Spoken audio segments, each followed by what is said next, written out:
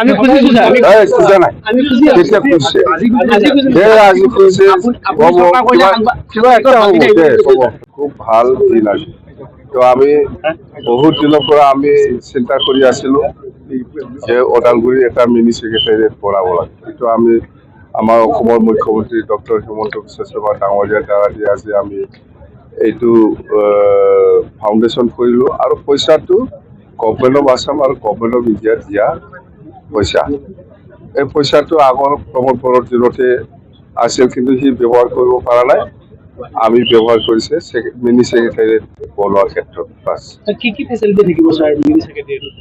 mini সেক্ৰেটাৰিয়েটৰ কি facility থাকিবলৈ এই আছাম এছেম্বলিত যোৱা নাই একে বেলেগ একো নাই একে স্যাৰ নিৰ্বাচনটো কেনেকুৱা হ'ব যেহেতু নিৰ্বাচন যেতিয়া ঘোষণা হ'ব তেতিয়া মোক সুধিবি স্যাৰ এলায়েন্স এইবিলাক নিৰ্বাচন ঘোষণা হোৱাৰ পিছত মোক সুধিবি এতিয়া ইলেকশ্যন হ'ব না নাই এইটো ঘোষণাই কৰা নাই কি নিৰ্বাচন কি এলায়েন্স কি চিট এইবিলাক কিয় সুধে ইলেকশ্যন ঘোষণা হ'ব দে তেতিয়া মোক সুধিবি তথাপি স্যার আপোনালোকৰ এটা কুছ এইবিলাক কি তথাপি মানে কি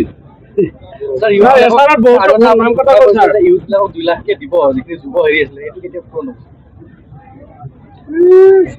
কি কওঁ 10 তাৰিখত মই যে অপেনিং কৰি দিলো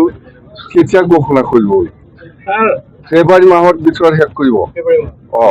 স্যার